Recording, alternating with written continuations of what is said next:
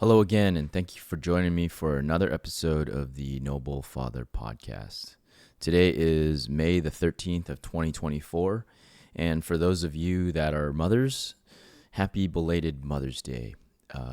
Definitely think that we wouldn't be here without mothers in our lives, and and I'm sure everybody's a product of a mother, and so regardless of whether you had a good mom or a bad mom or whatever, I think we should still celebrate the fact that at the very least they gave us life and that we are here today because of that sacrifice. My mom, I want to give a tribute to my mom. I wouldn't be here doing what I'm doing if it wasn't for her. And so, however you found yourself here, she gets some gratitude and some credit for that. If you've heard my podcast and you've heard my story, a lot of it, growing up in Venezuela or growing up in the church, I don't give it enough thought that my mother was going through motherhood, going through life in the same way, maybe in a different way than I was. Obviously, she was older than I was, and as a mother going through those experiences, it must not have been easy. And so, Mom, I want to say how much I appreciate you and how much I love you for the sacrifices that you've made to take care of us when Dad was not around. And the product of this podcast would not be possible without you. And I just think back to the times that you had in Venezuela and how difficult it was, and you taking care of the finances in the house, and how nervous and nerve-wracking it is to trust God with your heart and trust our family into his hands, and how willing you are to do that. And so the godly example that you have lived in your life, it has enabled me to be confident and as faithful to God as you are. And so I want to say how much I appreciate you, Mom, for leading in that way for us. This wouldn't be possible without you. And so thank you, Mommy. And I love you. In the theme of Mother's Day, I really want to talk about something. And, Pastor yesterday at church was talking about how children are a blessing. That's Psalm 127, verse 3 to 4. Actually, now I want to pull it up because I do want to read it. Absolutely amazing, right? Is that children are a blessing. Behold, children are a heritage from the Lord, the fruit of the womb a reward. Like arrows in the hand of a warrior are the children of one's youth. And the NIV says, children are a heritage from the Lord, offspring a reward from him. Like arrows in the hands of a warrior are children born in one's youth. And that is exactly what I want to talk about today, because as he was sharing, and this was not the premise of his sermon, was that there's so many things in our world today that want us to believe that it is quite the opposite, that children are a burden, something to be loathed, and we see it in our world, and I'm going to go to talk about that today. So at the outright, right, children are a blessing. It's very short, succinct, and to the point, right? But there's things that we need to know about that verse. Though it's a blessing, it's not an instant blessing, right?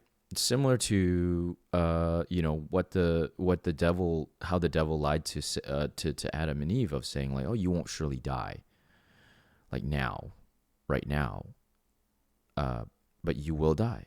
It would be an inevitability. And so, blessing. Children are a blessing. Having children right away, it doesn't give you an instant blessing. It's not something that is you put in $1, you get your product right away, and you're satisfied. You have there are things and provisions that must be done. You have to take care of the child. You have to. Anyways, I'm going to go to talk about those things. Right? It is something that we must sow in order to reap something, and it is very much what you sow is what you're going to reap, right? If you're not present with your children, you're going to have kids like me, right? Not all of them will turn out like me. There were times where I've strayed away and have gone away and walked away, and that is a byproduct of not being present, not being fully present, and taking advantage of that time. The interesting thing about that verse also is he talks about arrows in the hands of a warrior, trained or untrained, right? So let's talk about a warrior that is untrained. A warrior who is untrained is weak, is not sure-footed, right? Whenever things get tough, or like a mercenary, right? If they had to choose between their life or to fight, they would probably choose their life and take flight. They would run away. A trained warrior is sure in his footing, trusts in his training, and fights with all his might, even when the odds are insurmountable and against him. And so you can imagine an arrow, as sharp as it is very different in the hands of an untrained warrior and a trained warrior. And we must seek as parents to be the trained warrior, to maximize ourselves spiritually, mentally, emotionally, right, physically, in all the realms, in everything that we do. Our children are watching, they are an audience, and they are watching us train ourselves, and thus them as an arrow. They can see. This is something you hear me iterate all the time. How can you tell your children's dreams, tell your children that their dreams are important if you're not willing to chase your own? You're not willing. How are you telling your children that they are gifted in certain areas when you don't even grow your own? You're just stuck doing the same job that you've done for years and years and years out of safety and comfort. And yet when it's time for your children to go and pursue their life, you tell them that their strengths are important, or that their gifts are important. You haven't even done anything for your own. And so that hypocrisy, and I'm not saying there's perfection, right? Like I'm not saying that, there is a way about it. There is a way about this life. You can either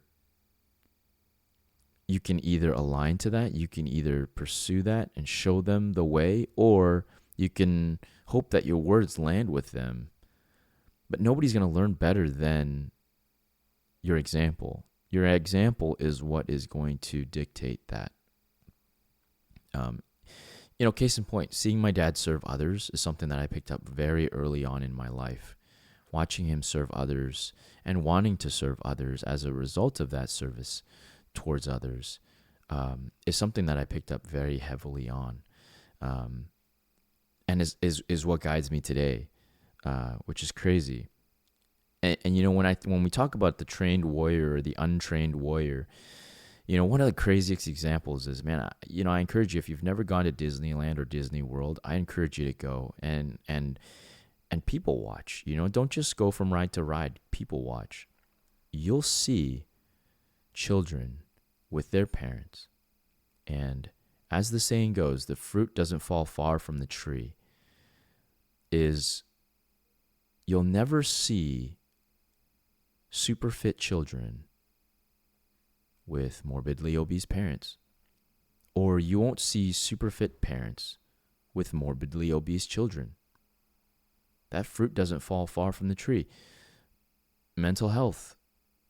You won't see mentally unstable children with mentally very stable parents, right? There'd be symptoms to it, right? And it's glaringly obvious. Man, going with my children with my son the other time, going on a field trip, it's very glaring which kids have ADHD, and then you go to think about, or even just like they're just socially, something is socially wrong. They just don't know how to act socially. And you just, sad to say, you're able to make an assumption, a guesstimation of what their upbringing at home must be like, what their family situation must be like. Bullies. What do we know about bullies? right? Family situation is probably really tense. Kids who prefer to be out on the streets than being in the home is very indicative of what is going on in the family dynamic. And this isn't to disparage, right? No home is perfect. Absolutely. I totally get that. But the results speak for themselves. And, gone. It's so sad in our civilization now. We can't call out things as it is. Oh, it's going to offend this person, or, it's going to hurt these people's feelings. Well, then how do you hold people accountable, right?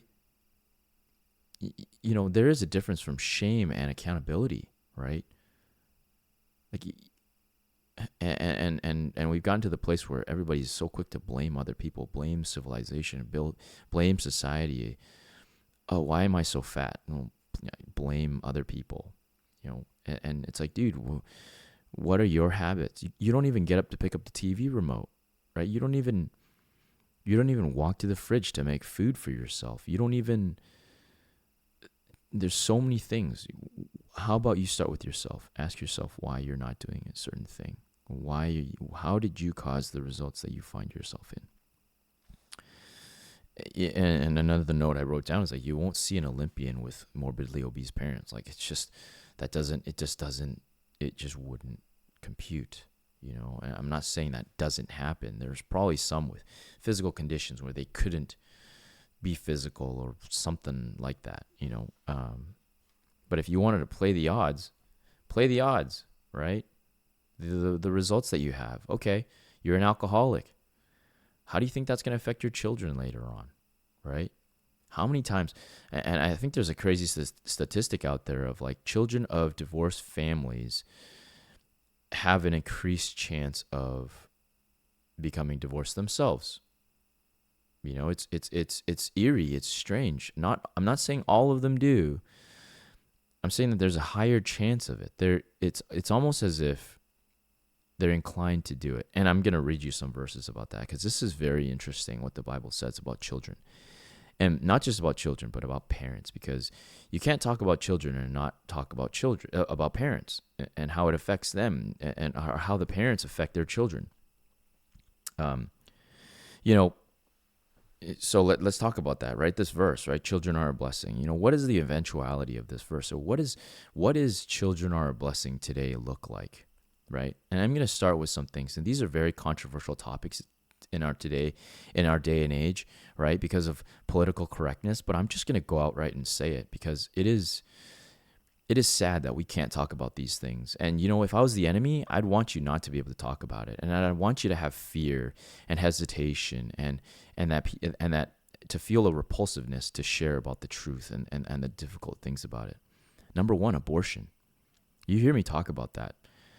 It's so sad that we've gotten to the point where it's all about choice and less about life. And we can demean and take away the sanctity of life and say it's about choice. Children are a blessing. What does abortion do? Well, it devalues life. It dehumanizes the fetus. It dehumanizes the baby, the child that is within a woman's womb. And we say it's about choice. Women getting pregnant or sleeping around and getting pregnant and then aborting a child because they want to have that fulfillment, that sexual desire fulfilled, without having the repercussions of it, is just wrong. It is so wrong. And so children are not seen as a blessing. Getting pregnant is not seen. And yeah, human society has stigmatized getting pregnant out of wedlock. Why? It's weird. Interesting, because, the Bible talks about that, right? Like, are you meant to have extramarital relationships with people, right? There's a wonderful analogy that I've seen and was done at one of the summer camps that we did in training of like, everybody's given a piece of duct tape.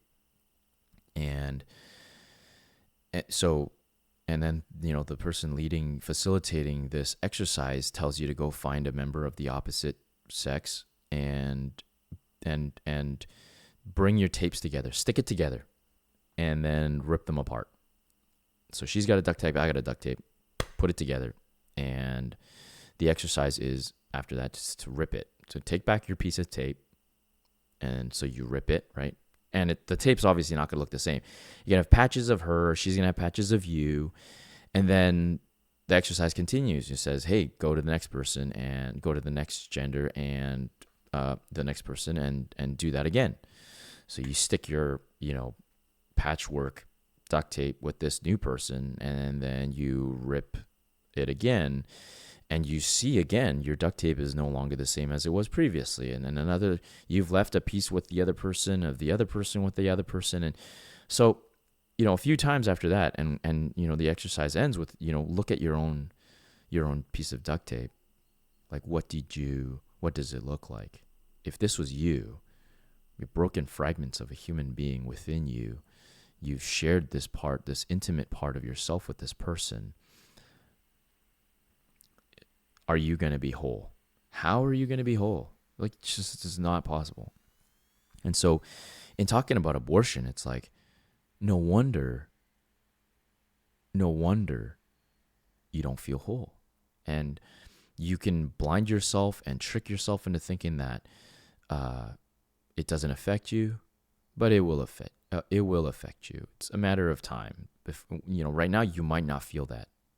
But what's a wonderful way to not feel that is to dehumanize it and say that you didn't actually kill anything. If it's nothing, you killed nothing. And so if a fetus isn't actually a human being yet, then you didn't actually kill anything. You can't kill something that's not living. And that's what the lie is. The lie is that this baby inside your womb is not living. And that's so sad. Because it's a human, it is a human being. At the heart is, at what point do you say it's not? How can you justify that? And we fed into the lie that it's not a human being, and it's just so sad. Gender fluidity and this affirming surgeries that we're doing, right? Well, how are we going to procreate as civilization? Sorry, men cannot get pregnant. And it's just a reality. You cannot get pregnant. And so how are we having children, right? We already see in modern civilization, like South Korea, China, Japan, not having enough babies. The decline in North America is the same. We're having less children, and there's great repercussions of that. I have a podcast about that. So you can go look for it. Depression and anxiety. How does that feed into that? Right, man. If I was a young parent or a man looking to be a parent one day, and I look at all the stuff that's happening in our world with parents and their children, depression and anxiety, which feeds into suicides as well. Why would I want to be a parent, right?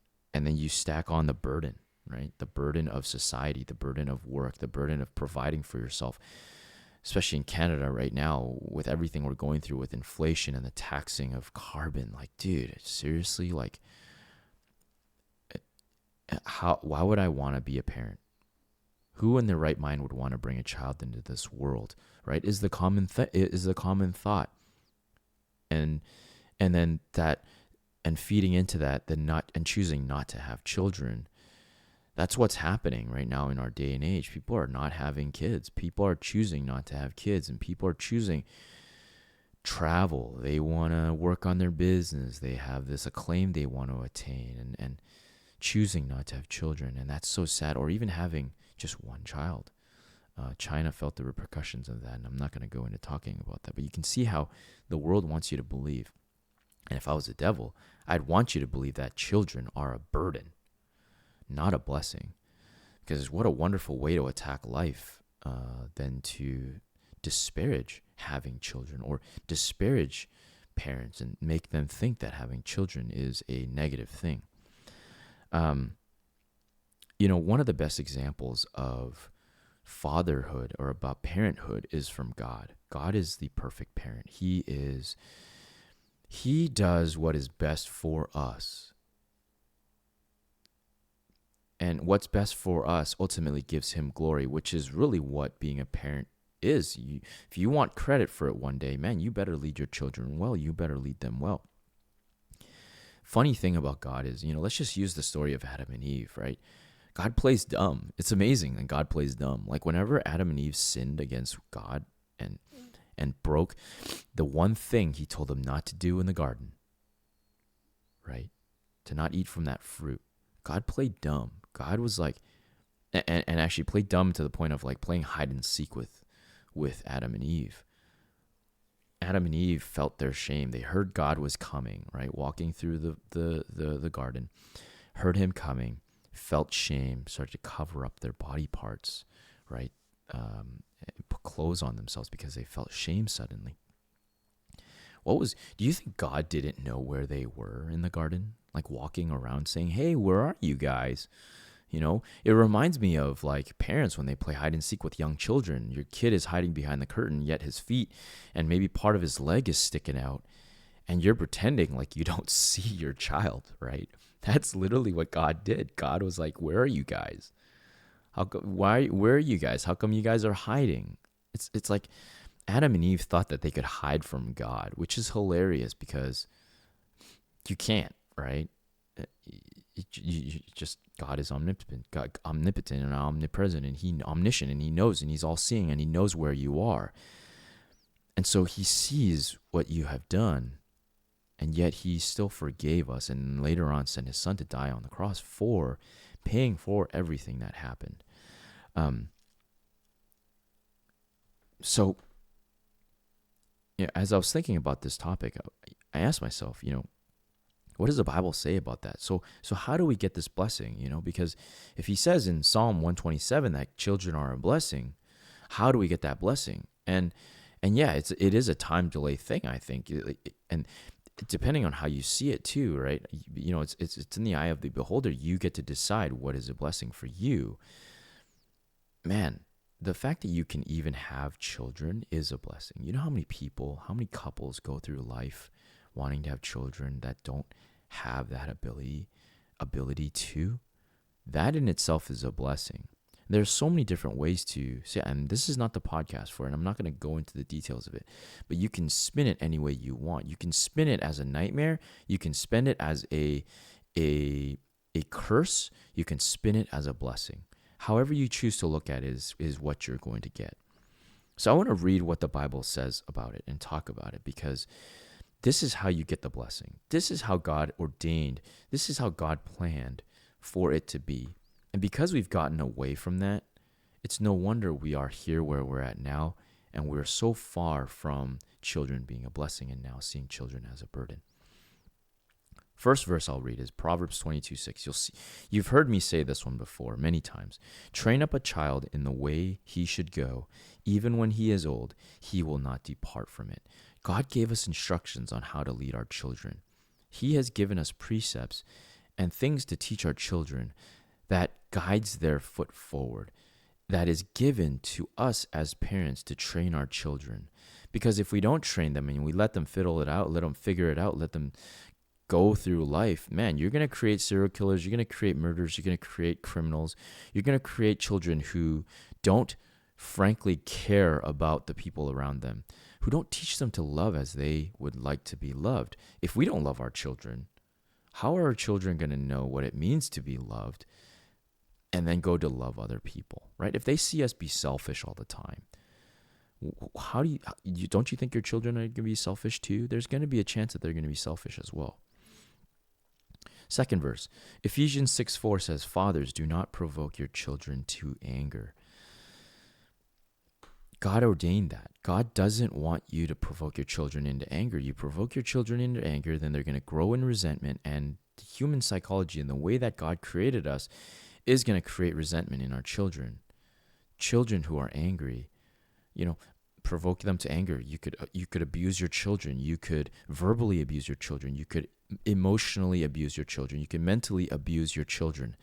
That causes anger within them. That gives them resentment. That can drive them away from the home.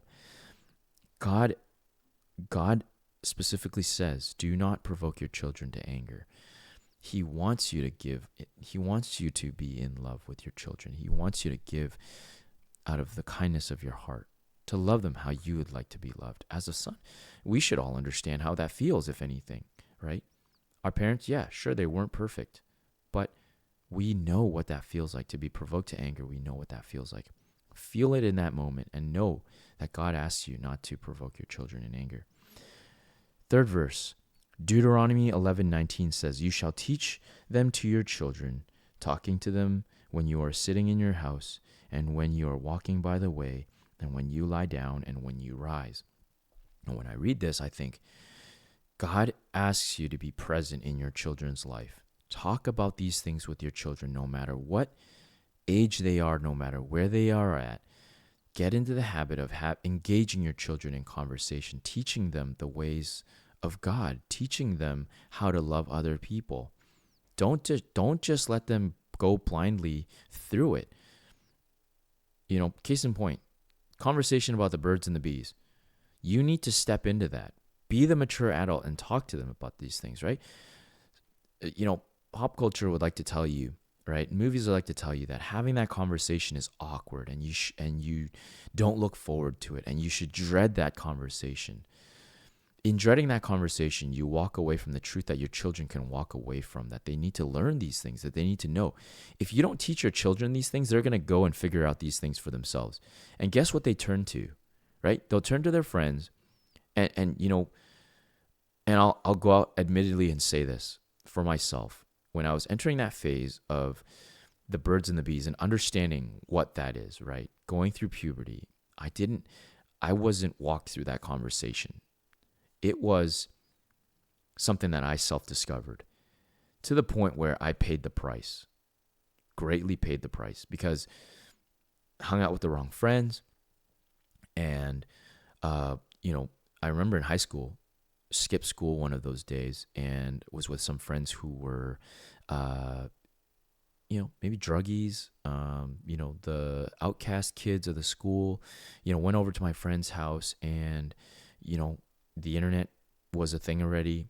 So turn on the computer and, visited these online chat rooms, these like sex chat rooms. And, me and these two friends were just, watching this woman who was not clothed, and here I am learning about it. I'm learning about it through other means. Somebody didn't guide me in this, and so now I'm looking at these. Later on had a friend, who, gave me a pornographic magazine, and that's how I got started in that journey, learning through those things and feeling my way through it, and it was, and that has, with it carried this dark passenger with me, right? Of dealing with pornography now as a man. You fall into this pit, and now I've had to try to figure these out for myself. Dangerous, right? I don't know what my life would have been like if my dad had walked me through it in a way that, as a man should, right? Or my mom, walking me through that. I don't know. Would it be better than what I went through? I'd like to think so. Is that a lapse in judgment? Is that a lapse in action taken from my parents? Absolutely. And so, the dangers for us as parents now with our children nowadays is like the internet is it's just like this. They can just get it. And kids are getting screens at a far younger age. The things I hear kids talk about as I walk my children to school, the words that come out of their mouths, like, I mean, it's probably not worse than when I was a kid, but just, it's still there. It's more ready, and it's more available for our children. The screens you can get at any time. You just go on TikTok long enough, go on anything long enough, and you'll find those things. The algorithm seeks to feed you what it is you're looking for. And it's not hard to do that nowadays. You look at a reel for too long and your algorithm is getting messed, right? It's going to feed you all those things because it thinks, oh, you're interested in this. You've watched this reel 20 times. It's going to give you more of this content. And so if we if we don't teach our children in these things and guide them in the early phases of it, later on phases, it's just going to get worse and infinitely worse. Fourth verse is Joel chapter 1, verse 3. It says, "Tell your children of it, and let your children tell their children, and their children to another generation." God intended these things to be passed down from one generation to the next, right? Getting away from the Bible is one of the worst things we did as a civilization. We lost our way, and now we're fumbling our way through it. And because you believe in nothing, you'll fall for anything. Because you believe in nothing, you fall for anything. And so society's telling you that we need to affirm children's gender identity, their fluid identity, and to show you that you have no rights. We're going to show you an example of parents who have tried to step up, that tried to fight for their children. We're going to make an example of them. And then we're going to show you the fear, right? That you shouldn't, that you can't lead your children, and that it's not your place to do it. And they've taken away that role of your role as your rightful place as a leader in the family. And there's so many things that contribute to that. I'm not going into that. But God intends for these things to be passed down through generations to generations. And you know what? Great examples. We've seen this already. You can lead your children in the right way, the right path to go, pass it down to them, right? Teach your children how to be an entrepreneur, how to learn what their identity is, and be firm in that and not be wavering to the attacks of the world, right? And that gets passed down through generations. The reverse can be true as well. Alcoholism, abuse, sexual abuse, trauma that you pass down to your children, that gets passed down as well. So you can either go the right way or you can go the wrong way. You got to choose. There is no in between. There is no, the good can't encompass any of the bad. So this gender affirming stuff, or this abortion stuff, or the lack of life, right? The lack of sanctity of life, that won't create any good thing that you pass down to your children. It just won't. It just won't. We'd have examples of it, and we don't. There aren't any good examples of it out there. That those things have led to anything meaningful or anything good. Can God turn those for good? Absolutely. Only God can do that. But you need to open yourself up to that, right? You go down the wrong path, you're gonna get results that are wrong. You sow the wrong things, and you're gonna reap the wrong things. That's just how it is. Fifth verse is Proverbs 13:22, and it says, "A good man leaves an inheritance to his children's children, but the sinner's wealth is laid up for the righteous." Right? God intended for you to leave an inheritance behind. Tell me how you're going to leave an inheritance behind when you're working 60 hours and you're still struggling to stay afloat. Doesn't happen, right? That's why I feel like careers are a placeholder for your dreams. What are you called to do? Who are you called to serve? Are you seeking to thrive in abundance? Or are you trusting this branch is going to hold you and your family in the inheritance one day? Do something about it. Do something about it. I challenge you, do something about it.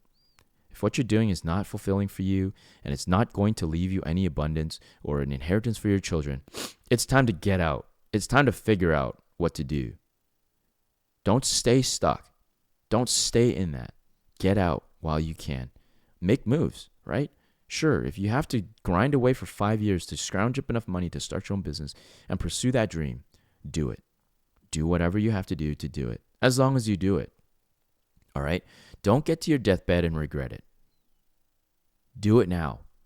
Figure out what that is for you and go and do it. If you don't know where to start, feel free to contact me. I'd love to challenge you. I'd love to ask you the right questions, right? You ultimately know where you should be in life, right? If this is not fulfilling where you are right now, do something about it. Don't stay stuck. Sixth verse is 1 John 5:21. It says, "Little children, keep yourselves from idols." This is directed at your kids. Little children, keep yourselves from idols. Where do idols take you? Taylor Swift is a great example. So many women and little girls like to idolize Taylor Swift. Well, if you haven't looked up her recent album, I highly encourage you to look it up. And I'd like you to Google the meaning behind the words that she's singing about. The demonic nature of her concerts and now her content that's being released is actually very scary. And I would warn you against it because it is very apparent how demonic it is, and it's heading that way. Parents that don't believe in God can think that would think nothing of it and be okay with it.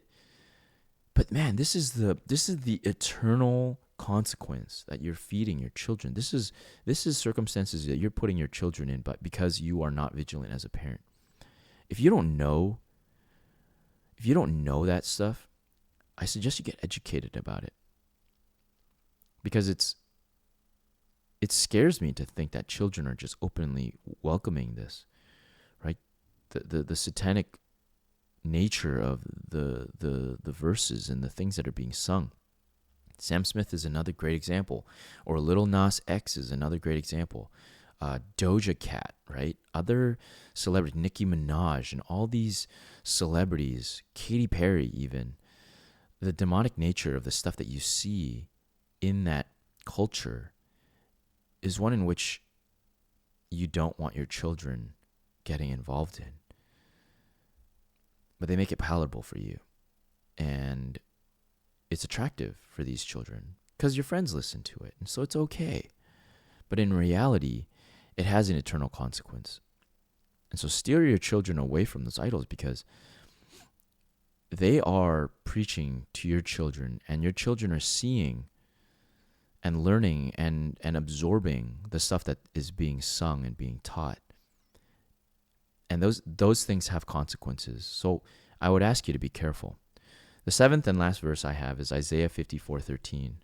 All your children shall be taught by the Lord, and great shall be the peace of your children. And God wants to provide for your children. God wants to be the peace of your children. God wants to give freely to your children. And as parents, it's very easy for us to neglect that and take that away from them. You'll hear me say often that the spiritual well-being of your children rests in the hands of the parents. Because in our rejection of the church after the hurts, yeah, I understand church may have hurt you. In the rejection of God, as a result of that hurt, we can remove our children from that genuine relationship, from that decision point. We can take them away, and we could form their identity when it comes to faith, and thus remove the opportunity for them to choose for themselves. Are you willing to be wrong? Is something that you'll hear me ask all the time. Are you willing to be wrong about God on your children's behalf? Because that is a life that is given to you to steward and to train up and to lead. And so if you're using your trauma to remove your children from that experience for themselves, and you're not healing through these traumas, then you must be careful. Then you really must be careful. This is something that I've learned, and I've come to learn, is that the church may have hurt me, but God never intended for that to happen. People may have hurt me, and people will hurt me. It's interesting. You'll hear my pastor say at church, if you rely on me, I am going to hurt you one day. I will disappoint you one day. What I'll do as a pastor and what I should do is lead you to God. Always point you to God. Your relationship should be with God. That is the point of the relationship. That is the point of our existence, is God wanted a relationship with us. And so if you were hurt by church, just think about a rendition of a popular composer. Let's just say Beethoven, right? I play a rendition of Beethoven, and if I play a horrible rendition of Beethoven, you wouldn't disparage and say that Beethoven was a terrible creator, was a terrible composer because of my poor rendition. So in church, because people have made a stink out of this relationship with God, and maybe brought religion into your life, and were very religious about God to you, you wouldn't go and blame God. You would blame those people who portrayed God in a negative light. It's a similar thing here. Don't blame Beethoven. Don't blame God. It was man, imperfect man, that harmed you, that hurt you, and brought about this trauma. God never intended that for you.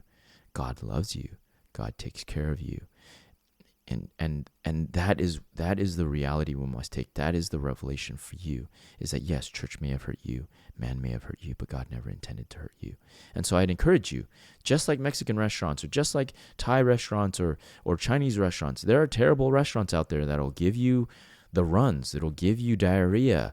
So does that mean all Chinese restaurants are bad? Does that mean all Mexican restaurants are bad? Does that mean all Thai restaurants are bad? No. It means that one particular place was not for you, and that you should go find another place, right? That is the lesson. And you must forgive me that I go on a tangent like this. I speak about these things all the time. And so hopefully this episode finds you well, and that you understand where I'm coming from with all of this. And if you're curious about any of these things that I've talked about church, about entrepreneurship, about starting a business, about child rearing, about being a good parent, about being a good husband or wife, anything, feel free to reach out to me. I am not on a pedestal. I'm just as imperfect as you are. In speaking all these things to you, I'm speaking about that for myself as well. I am a sinner myself. I am an imperfect person. I am a person who is also walking that race as well. This race has no finish line until I leave this planet. And so see me as an ally. See me as somebody who's suffering these things just as you are. And reach out to me and have a conversation if you're so inclined. Thank you for joining me for this episode. I hope that this week brings you confirmation of the things that I'm speaking about, and that it gets your gears going about these things. Because life is more than just the surface, and there's a lot more to this life than we give credit to. And so thank you for joining me. Take care. And remember, we are not promised tomorrow, so stay present and be noble. Take care.